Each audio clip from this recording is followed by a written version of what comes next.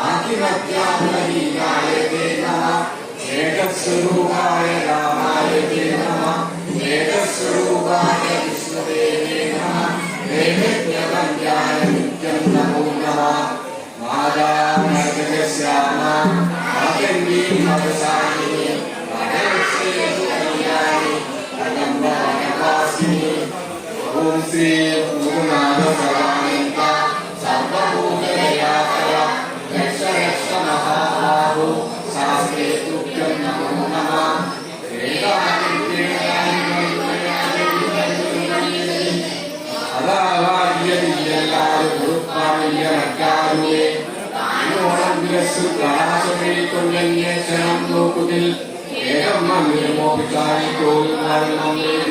जगदाम्बिके कायेन वाचा मनसेन्द्रियः बुद्ध्यात्मना करोमि यत् सकलं परस्मै नारायणाय समर्पयामि। गुरुर्ब्रह्मा गुरुर्विष्णु गुरुर्देवो महेश्वरः गुरुः साक्षात् परब्रह्म तस्मै श्री गुरुभ्यो नमः।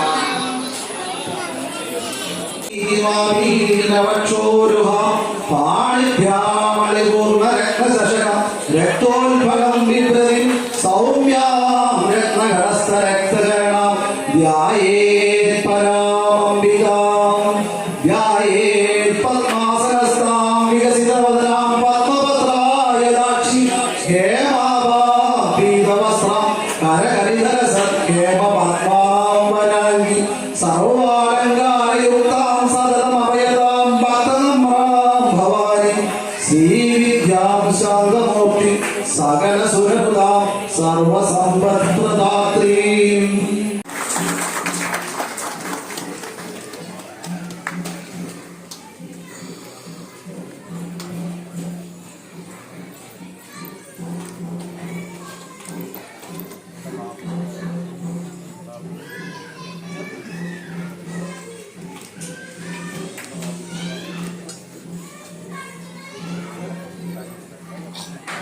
അനുഗ്രഹം നിങ്ങൾക്ക് എല്ലാവർക്കും ഉണ്ടാകട്ടെ എന്ന് പ്രാർത്ഥിക്കുന്നു. നമസ്കാരം.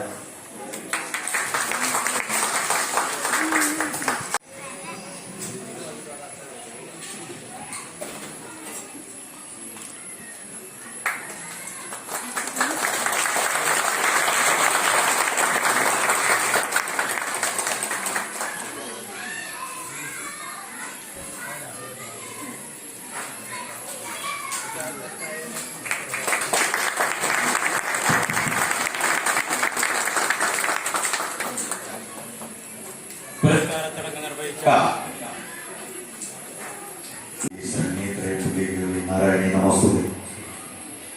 ഭക്തജനങ്ങൾ, വേദിയിലും സദസ്സിലും ഇരിക്കുന്ന എല്ലാ സുഹൃത്തുക്കൾക്കും നമസ്കാരം.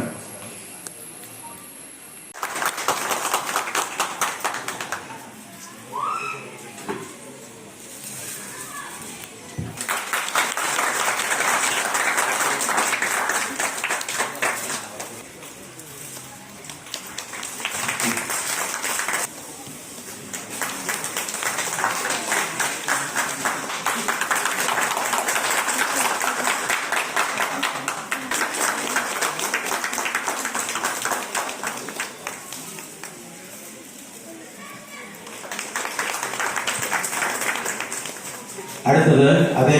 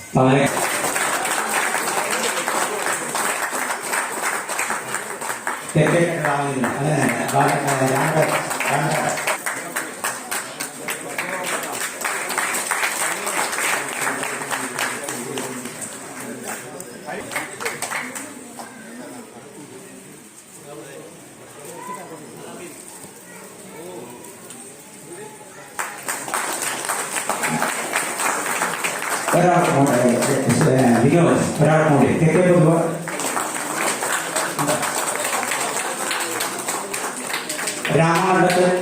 രാമമണ്ഡലത്തിൽ സന്തോഷിനെ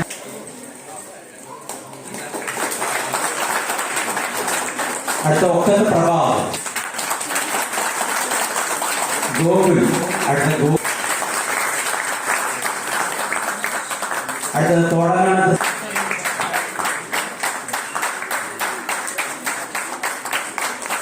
എക്സിക്യൂട്ടീവ് ഓഫീസർ പങ്കജാക്ഷൻ സാറെ വിനയപൂർവ്വം ക്ഷണിക്കുന്നു.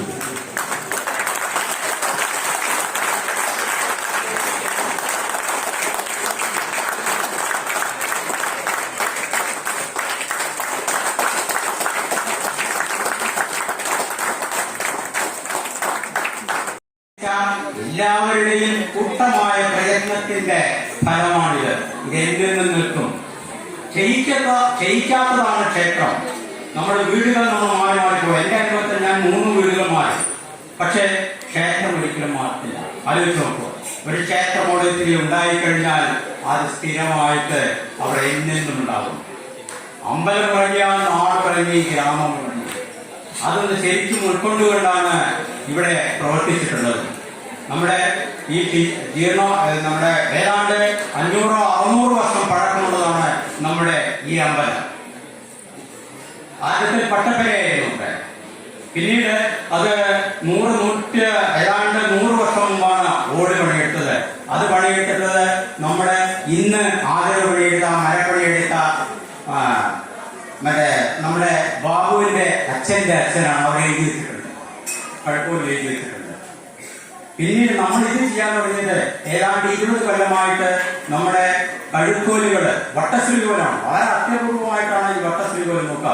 നമ്മുടെ അടുത്ത് എത്രയോ അമ്പലങ്ങളുണ്ട്, പക്ഷെ അവിടെയൊന്നും വട്ടശ്രീകോലില്ല. വളരെ പണ്ട് കാലത്ത് വളരെ പ്രതാപവും ഐശ്വര്യവും വിളിച്ചോതുന്ന ഒരു അമ്പലമായിരുന്നു. അതിന്റെ ഏറ്റവും ഉദാഹരണമാണ് നമ്മുടെ പത്തായപ്പരയും ഗോപുരവും കുളം എല്ലാം നോക്കൂ.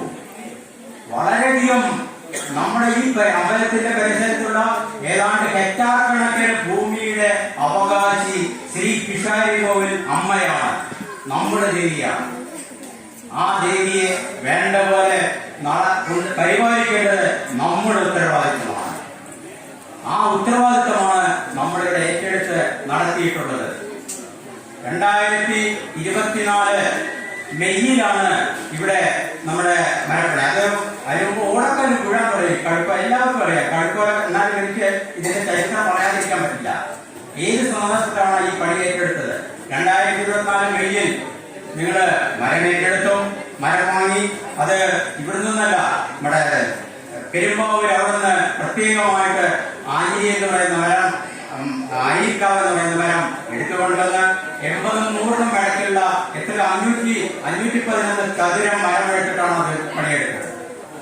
അത് ഒരു 100 ദിവസത്തോളം നമ്മുടെ മരപ്പണി ഇവിടെ എടുത്തു. അതിനു വേണ്ടിയിട്ട് നമ്മളിവിടെ പ്രത്യേകമായിട്ട് ടാർപ്പോളെ കൊണ്ട് പന്തലൊരുക്കി. ആ പന്തലൊരുക്കി 100 ദിവസത്തോളം നമ്മൾ പണിയെടുത്തു. എന്നിട്ട് നമ്മള് ഏതാണ്ട് 2025 മാർച്ചോടുകൂടി മരപ്പണി മുഴുവൻ കഴിഞ്ഞു. അതിനുശേഷം നമ്മള് ചെമ്പോലപ്പണി, അപ്പോഴാണ് ഇതിനിടയ്ക്ക് വെച്ചിട്ട് നമ്മുടെ മരപ്പണി എടുത്ത നമ്മുടെ മോഹനും നമ്മുടെ സുരേഷ് ബാബുവിനും ഒക്കെ ആഗ്രഹം, പക്ഷെ നമുക്കിതൊന്ന് ചെമ്പോല ചെയ്യാലോ. ഞാൻ പറഞ്ഞു, ബാബു നമ്മൾ 15 ലക്ഷത്തിൽ തുടങ്ങിയതാണ് പണി, വീണ്ടും നമുക്ക് 15 ലക്ഷം നമുക്ക് ഒപ്പിക്കാൻ കഴിയോ? എല്ലാം കഴിയും. പക്ഷേ എനിക്ക് വിശ്വാസമുണ്ട്. ഇവിടെ അടുത്തുള്ള ചിങ്ങണിക്കൊട്ടുകാവ്, അവിടെ എനിക്ക് നിർദ്ദേശമുണ്ട്, ആൾക്കാർ സഹിക്കുന്നുണ്ട്. അവിടെ നിന്ന് കാരണം പിന്നീട് നാട്ടുകാരും ഇങ്ങനെ ഒരു പദ്ധതി അവതരിപ്പിച്ചു. നമ്മള് ഇത് ചെമ്പോല കൊണ്ട് പണിതാൽ 1 നൂറ്റാണ്ട് കാലം, അതിലധികം എന്നോട് സന്ദീപം അവരൊക്കെ പറയുന്നത് ഒരു കുഴപ്പമില്ല, 100-150 വർഷം യാതൊരു കേടും കൂടാതെ അതവിടെ നിൽക്കും. അപ്പോ അങ്ങനത്തെ ഒരു പണി നമ്മൾ ഏറ്റെടുത്തു. നാട്ടുകാരുടെ മുന്നിൽ കമ്മിറ്റി വഴി നമ്മൾ നാട്ടുകാരുടെ മുന്നിൽ പദ്ധതി അവതരിപ്പിച്ചു. വളരെ സന്തോഷത്തോടെ വീണ്ടും നമുക്ക് 12-13 ലക്ഷം നമുക്ക് ഉണ്ടാക്കാൻ കഴിയും. ഇത് വ്യക്തികളല്ല, കൂടുതൽ സാധിച്ചിട്ടുണ്ട്. ഇവിടെ കൂടുതൽ സാധിച്ചവരും 1 രൂപ തന്നവരും എല്ലാവരും ദൈവയുടെ മുന്നിൽ സമന്മാരാണ്. ഒരു വിവേചനവും ഒരു തരത്തിലുള്ള വ്യത്യാസവും ഞങ്ങൾ കമ്മിറ്റി ആരും കാണിച്ചിട്ടില്ല. അപ്പോ അത് ഏറ്റെടുത്തു. അതും സന്തോഷത്തോടെ നിർവഹിക്കാൻ നമുക്കിവിടെ കഴിഞ്ഞു. അപ്പൊ വളരെ അതുകൊണ്ടാണ് ഞാൻ തുടക്കത്തിൽ പറഞ്ഞത്, വളരെ സന്തോഷത്തോടെയും അഭിമാനത്തോടെയുമാണ് ഞാനിവിടെ നിൽക്കുന്നത്. അങ്ങനെ ആ പണി കഴിഞ്ഞു, ചെമ്പോല പണിയെടുത്തു. അവർ 1 മാസത്തോളം ഇവിടെ പണിയെടുത്തു. 1 മാസത്തോളം അവര് 4 2 എത്തിയിട്ടുള്ളൂ അവര്. അപ്പോ അങ്ങനെ പണിയെടുത്ത് നമുക്ക് സന്തോഷത്തോടെ ആ പണി കഴിക്കാൻ കഴിഞ്ഞു. അപ്പോഴാണ് നമുക്ക് ഇതിങ്ങനെ പണിയെടുത്തോ, അപ്പൊ നമുക്ക് ഇതൊന്ന് ചെയ്താൽ നമുക്ക് സ്ഥിരമായിട്ട് എന്തെങ്കിലും പരിപാടി നടത്താൻ ഇത് സഹായകമാവുന്നുണ്ട്.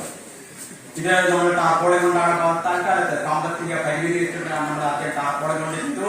പിന്നീട് നമ്മൾ ഇങ്ങനെ മറ്റേ ഷീറ്റ് കൊണ്ട് മേയാൻ തീരുമാനിച്ചു. ആ ഷീറ്റ് കൊണ്ട് മേയാനും നമുക്ക് ഇതുവരെയായിട്ടും ഒരു തരത്തിലുള്ള ബാധ്യതയില്ല. ഇതുവരെയായിട്ടും നമ്മൾ ഭക്തജനങ്ങളുടെ അകമഴിഞ്ഞ സഹകരണത്തോടെ അതും ചെയ്യാൻ നമുക്ക് കഴിഞ്ഞു. പിന്നെ ദേവസ്വം മെസ്സിക്കുട്ടി വ്യവസ്ഥ പറഞ്ഞു, നമ്മുടെ വിശാലികോവിൽ ക്ഷേത്രം ഡിഗ്രേഡ് വിഭാഗത്തിൽപ്പെട്ട ഒരു അമ്പലമാണ്. വരുമാനം വളരെ കമ്മിയാണ്. ഇവിടെ നിത്യപൂജയും മറ്റു കാര്യങ്ങളും നടക്കുന്ന ഓരോ നാളത്തും ഓരോ ഭക്തന്മാരും ചെയ്യുന്ന നിത്യപൂജ ചെലവ് കൊണ്ടാണ്. അവർക്ക് ശമ്പളം കൊടുക്കുന്നതും മറ്റ് കാര്യങ്ങൾ നിർവഹിക്കുന്നതെല്ലാം ഇപ്പൊ കമ്മിറ്റിയാണ്. ഇപ്പൊ നമുക്ക് വളരെ ആത്മാർത്ഥതയുള്ള ഒരു എക്സിക്യൂട്ടീവ് സെക്രട്ടറിയുണ്ട്. അദ്ദേഹത്തിന്റെ ഭാഗത്ത് എന്തെല്ലാം സഹായങ്ങൾ ചെയ്യാൻ പറ്റുമോ ചെയ്യാമെന്ന് അദ്ദേഹം ഇവിടെ വെച്ച് നമുക്ക് വാഗ്ദാനം ചെയ്തിട്ടുണ്ട്. വളരെ സന്തോഷമുണ്ട്. ഇത്തരത്തിൽ ഒരാൾ നമ്മുടെ ഈ പരിപാടിയെല്ലാം പങ്കെടുക്കുക, നമ്മുടെ മുന്നിൽ വെച്ചിട്ട് ഇങ്ങനെ ഒരു വാഗ്ദാനം നൽകുക വളരെ നല്ല കാര്യമാണത്.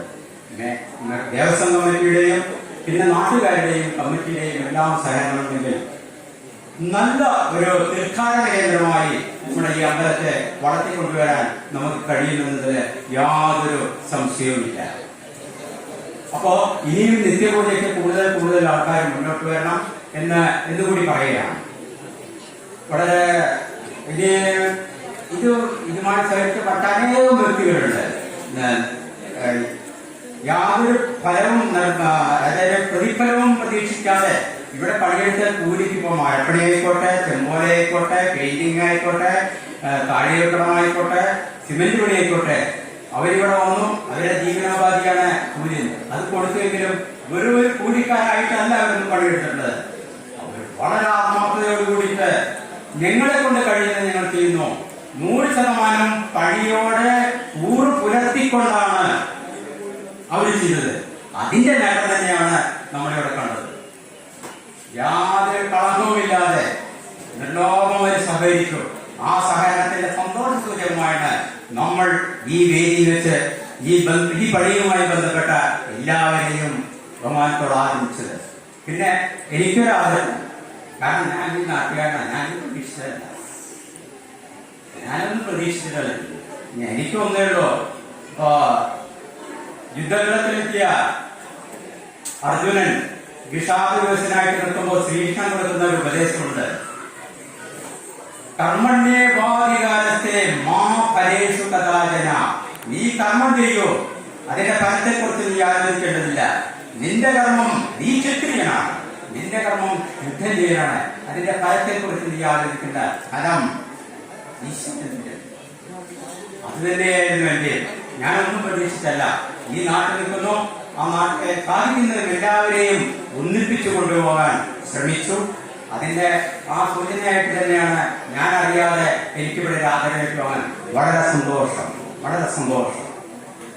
പിന്നെ ഇത് വേറെ ഇപ്പൊ ഇതുമായിട്ട് ബന്ധപ്പെട്ട് പഴയ ചില കാര്യങ്ങളുണ്ട്. അതൊന്നും ഇനി വൈകി വേണ്ടി പറഞ്ഞില്ല. അപ്പൊ ഒന്നും മാത്രമേ ഉള്ളൂ, ഞാൻ ചെയ്യേണ്ടത് ഞാൻ ചെയ്തു. അതിൽ കൂടുതൽ ഒന്നും ഞാൻ പ്രതീക്ഷിച്ചിട്ടില്ല. ഇപ്പൊ സമുദ്ര പുരുഷോത്തമൻ പറഞ്ഞിട്ടുണ്ടല്ലോ ഭക്തഗീത, കർമ്മം ചെയ്യുക നിന്നുടെ ലക്ഷ്യം, കർമ്മഫലം തരുമീശ്വരനല്ലോ. കർമ്മം ചെയ്യുക നമ്മുടെ ലക്ഷ്യം, കർമ്മഫലം തരുമീശ്വരനല്ലോ. ഈശ്വര ചിന്ത ഇതൊന്നേ മനുജനോ ശാശ്വതമീയുലകിൽ. ഇകവര സുഹൃതം ചെയ്തിടുമാർക്കും ഇതുതാൻ ജീവിതമോചനമാർഗം. ഈശ്വര ചിന്ത ഇതൊന്നേ മനുജനോ ശാശ്വതമീയുലകിൽ. ലോക സമസ്ത സുഖിനോ ബന്ധു. നന്ദി, നമസ്കാരം. ഭാഗമായിട്ട് ഉണ്ട് എന്നതാണ്. അവരാൽ കഴിയുന്നതല്ല, കഴിയുന്നതിന് ഉപരിയായിട്ടുള്ള ധനസഹായമാണ് നമ്മൾക്ക് കിട്ടിയിരിക്കുന്നത്. ഏട്ടൻ സൂചിപ്പിച്ചു, ചെമ്പോല എന്ന് പറഞ്ഞ ആശയം നമ്മുടെ ബാബുവാണ് മുന്നോട്ട് വെച്ചത്. വളരെ ആശങ്കയോട് കൂടിയിട്ട് പ്രതിസന്ധിയിലേക്ക് നമ്മൾ വീഴുമോ എന്നുള്ള ശങ്ക ഉണ്ടായിരുന്നുവെങ്കിലും നമ്മുടെ പരദേവത തന്നെയാണ് അനുഗ്രഹത്തോടു കൂടിയിട്ട് ആ പ്രയാസങ്ങളെയും ആശങ്കകളെയും ദൂരീകരിച്ചുകൊണ്ട് ഇത്തരം മഹനീയമായ മാതൃകാപരമായ പുണ്യമായിട്ടുള്ള ഈ പ്രവൃത്തി നല്ല രീതിയിൽ അവസാനിപ്പിക്കാനും അത് നാട്ടിന് നൽകാൻ വേണ്ടിയിട്ട് നമ്മളെ സഹായിച്ചത് എന്ന് ഉറച്ചു വിശ്വസിക്കുകയാണ്. അനുസരിച്ചിട്ടുള്ള സംഭാവന ചെയ്ത് ഏക മനസ്സോടുകൂടി ഒത്തൊരുമയോടുകൂടി നിലകൊണ്ടതാണ് ഇത് വമ്പിച്ച വിജയമാക്കി തീർത്തത്. അതിന് എല്ലാവരെയും അഭിനന്ദിക്കാൻ ഈ അവസരം ഞാൻ വിനിയോഗിക്കുകയാണ്. ഒരുപക്ഷെ ഈ 29 ലക്ഷം സമാഹരിക്കാൻ നമ്മളെ കഴിഞ്ഞത് ഇതിന്റെ നേതൃസ്ഥാനത്തുള്ള ചുക്കാൻ പിടിച്ച ശിവരാമേട്ടന്റെ മാത്രം കഴിവ്. അങ്ങനെയാണ് എനിക്ക് തോന്നുന്നത്. കാരണം പല കമ്പനികളുണ്ട്, കോടിക്കണക്കിന് ലക്ഷക്കണക്കിന് രൂപ പിരിവുണ്ട്. എന്താണ് വരവെന്നോ എന്താണ് ചെലവെന്നോ ഏതിനാണ് വിനിയോഗിച്ചതെന്നോ ഒരാൾക്കും അറിയാത്ത നിരവധി കമ്മിറ്റികളെ നമ്മൾ പരിചയപ്പെട്ടിട്ടുണ്ട്. എന്നാൽ ഈ നാട്ടിലുള്ള, കേരളത്തിൽ മാത്രമല്ല ഇന്ത്യയിൽ മാത്രമല്ല വിദേശത്ത് നിന്ന് പോലും നമ്മൾക്ക് ഇതിന് സാമ്പത്തിക സഹായം ലഭിച്ചിട്ടുണ്ട്. നൽകുന്ന ഓരോ രൂപയും എന്തിനാണോ നമ്മൾ നൽകുന്നത് അതിലേക്ക് കൃത്യമായി ചെലവാക്കപ്പെടുന്നുണ്ട് എന്നുള്ള ഒരു ബോധ്യം നമുക്ക് എല്ലാവർക്കും ഉണ്ട്. അതിന് നേതൃത്വം നൽകിയത് നമ്മുടെ ശിവരാമാഷിനെ സുതാര്യമായി, അതുപോലെ തന്നെ തികച്ചും സത്യസന്ധമായി, ക്രമക്കേടുകൾ ഒന്നും തന്നെ ഇല്ലാതെ അതാത് സമയത്ത് അതിന്റെ വരവ് ചെലവ് കണക്കുകൾ തന്നവരെ ബോധ്യപ്പെടുത്തുന്ന അത്രയും സുതാര്യമായ ഒരു തുറന്ന പുസ്തകം തന്നെയായിരുന്നു ശിവരാമൻ. അതുകൊണ്ട് തന്നെയാണ് നമ്മൾക്ക് ഇത്രയും ഒരു വലിയ സംഖ്യ നമുക്ക് സമാഹരിക്കാൻ കഴിഞ്ഞത്. 1 രൂപ തരാൻ ഉദ്ദേശിച്ച ആളുകൾ 2 രൂപയിലേക്കാണ് മാറിയത്. കാരണം നമ്മൾ നൽകുന്ന തുക എന്തിനാണോ അത് അതിനുവേണ്ടി മാത്രം ഉപയോഗിക്കപ്പെടുന്നു അല്ലെങ്കിൽ ചെലവഴിക്കപ്പെടുന്നു എന്നുള്ള പൂർണ്ണബോധ്യം നമ്മൾക്കുണ്ട്. ഇത് നമ്മുടെ ഈ ദൗത്യം അഥവാ യജ്ഞം വിജയിപ്പിക്കുന്നതിന് വേണ്ടിയിട്ട് എല്ലാ നല്ലവരായ നാട്ടുകാരുടെയും പരിശ്രമവും അതുപോലെ തന്നെ ശിവരാമാഷും രാധാകൃഷ്ണമാഷും വളരെ വ്യക്തമായ കാര്യങ്ങൾ പറഞ്ഞിട്ടുണ്ട്. കുറെ ആളുകൾ പോയി തുടങ്ങി വ്യക്തമായ കാര്യങ്ങൾ പറഞ്ഞു, ഇവിടെ നടന്ന കാര്യങ്ങൾ പറഞ്ഞു. വളരെ വൈകാരികമായി നമ്മളെ രാധാകൃഷ്ണമാഷ് സംസാരിച്ചു. ശിവരാമാഷയുടെ നമ്മളൊരു നെടുത്തൂണ് തന്നെയാണ്. അതായത് ശിവരാമാഷിന്റെ നേതൃത്വം എന്ന് പറയുന്നത് നമുക്ക് വളരെ വിലപ്പെട്ട ഒരു സംഭവം തന്നെയാണ്. അത് പറയാതിരിക്കാൻ വയ്യ.